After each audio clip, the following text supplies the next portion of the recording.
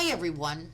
So, I wanted to talk about this because as we were talking about Chris Watts and focusing on his mistress and Thrive and his family and Shanann and such, a year and almost a half after the murders happened, I think a lot of us missed a pretty big story out of Colorado that was published in the Denver Post in October of this year.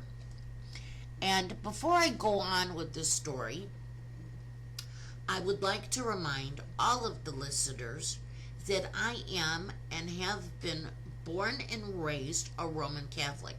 So this is not, somebody who is just, spouting off anti-Catholicism rhetoric. This is a very real problem. It gets very little coverage.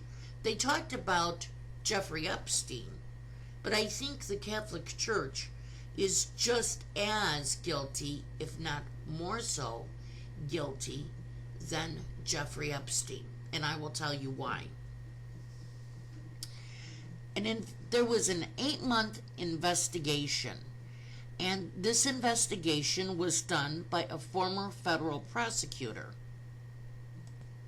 This investigator found that at least 166 children were sexually abused by 43 Catholic priests in Colorado over the past 70 years. And more than half of those children were abused after the state's 3 dioceses knew that the priests were abusers. Now, this abuse was throughout the state, and it happened in homes, in church rectories, and at camps that were put on by the Catholic Church. The youngest victim was a 5-year-old girl who was raped by a priest visiting her Pueblo school. And after he raped her, he told her that if she told anybody what had happened, that she would be guilty of committing a mortal sin. Now, the investigator's name is Bob Troyer. He is a former Colorado U.S. attorney, and he blamed the dioceses for poor record keeping, ineffective reporting systems, and a culture that suppressed allegations and created a danger to children. Now, there are some, including advocates and survivors' attorneys, that say that his investigation is flawed because it was narrowly focused and it relied on the dioceses to provide records in good faith. Cynthia Kaufman, who is a former Colorado Attorney General, began talking with the dioceses during her tenure, and she came away saying, "How can you know what you don't know? It is impossible, especially when we have to rely on the integrity of people who have a motive to hide bad facts." Troyer said the most urgent question is, are there Colorado priests who are currently serving in ministry who have been credibly accused of sexually abusing children? And he said that they know of none, but they also know that they cannot be positive that there are none. And the reason why is because, again, the diocesan records are flawed and incomplete, and there was just nothing that they could do to get further information. And the reason they couldn't get further information is because before the 1990s, 3 Colorado dioceses, like many others across the country, purged documentation of abuse from files, or they simply just did not record them at all. Troyer also said that if the allegations remained in the records, they were often shrouded in euphemism until the 1990s. Church files described the rape of a 12-year-old boy as a boundary violation and described a series of 10 sexual assaults on children as boy troubles. And so he said that their review make it impossible to honestly and reliably conclude that no clergy child sex abuse has occurred in Colorado since 1998, or that no other Colorado Roman Catholic priests in active ministry have sexually abused children or currently are sexually abusing them. In his report, Troyer says that he found that the abuse by Colorado clergy was at its worst in the 1960s and 1970s, and that nearly 2/3 of the victims were abused by 5 priests. Nearly all of the victims were boys, and most were between the ages of 10 and 14. And he goes on to say that at least 2 of the known victims later died by suicide, and in their suicide letters they described the abuse that they suffered at the hands of these priests. Troyer continues telling us that 22 of the abusive priests worked in the Denver Archdiocese, with 19 of the priests working in the Pueblo Diocesan, and 2 worked in Colorado Springs. And the most prolific abuser is Harold Robert White. He abused at least 63 children before he was removed from priesthood. 63. I'm sorry, that's just disgusting to me, that the church's leaders fail to protect children from predators. Troyer then goes on to tell us that it takes the diocesans more than 19 years to restrict an abusive priest's authority after receiving an allegation that he sexually abused children. And get this, 7 abusive priests never faced any restrictions. The diocesans also routinely failed to report allegations to police, even when required by state law. So these priests were out there raping children with no fear of the law, because they knew that the diocesan had their backs covered. Tell me how disgusting that is. Now get a load of this.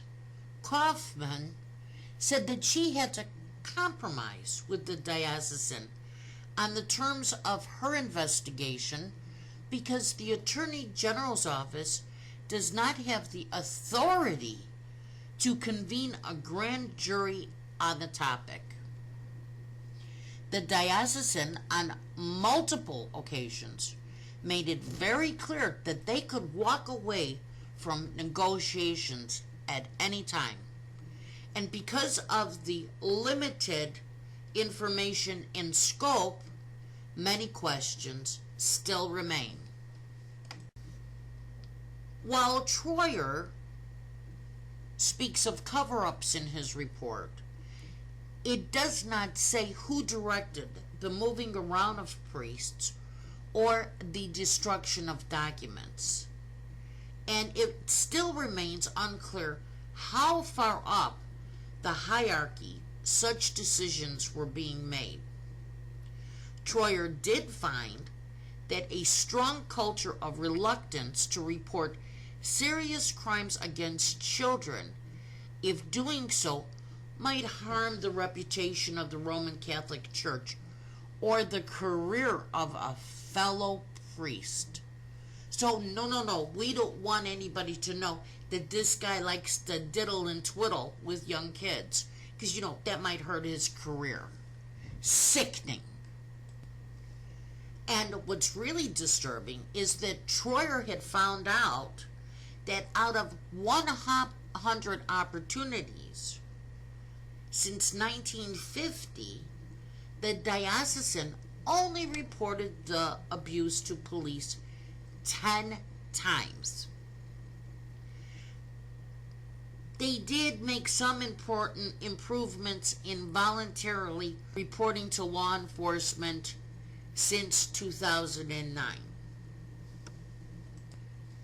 And if the abuse was not bad enough, then we had other priests that were asserting high moral authority, choosing to protect their institution and their buddies over children. One victim reported to a priest in 1988 that she had been fondled by Father George Weibel, a pastor at Holy Family Parish, during a trip to a pool. The priest, who was not named, said that, he didn't report the abuse until 1993 because, he was friends and buddies with Weibel. And this seems to be a good example of the phenomenon that they saw manifest elsewhere in their investigation. There was a deeply rooted culture in the Colorado diocesan that discouraged priests from ruining the careers of their brothers by reporting sexual abuse of children. And don't you know, officials with the Denver Archdiocesan bailed a priest out of jail after he was arrested for sexual abuse of a 6-year-old. After his conviction, it was in 1946, but even back then, the church persuaded local authorities to give Father John Stein a more lenient sentence and allow him to be released on probation. He went on to abuse at least 3 more boys in Colorado and 4 more in New Mexico. Isn't that lovely? Now, according to Troyer, he found that even the process to document allegations and review them is flawed. And these flaws can result in a victim's allegation never really being treated as an allegation because the process is so daunting and the burden on the victim so heavy that he or she declines to engage or continue with the process. And the way this goes is there is an archdiocesan conduct review team, and they are tasked with investigating claims and making recommendations to the archbishop. The problem here is that the group is very inexperienced as investigators, and they are required to be Catholics in good standing with the church. So when the victims are interviewed, they come into the archdiocesan's headquarters and they sit in a room decorated with Catholic art. Isn't that cute? Sadly, it actually could be traumatizing. And then they have to explain their abuse to a room full of strangers who basically have pledged loyalty to the church, and an attorney who has been tasked with defending the archdiocesan. Well, what do you think happens? Well, of course, the investigation ends inconclusively, and the potential abuser stays in the ministry without restriction.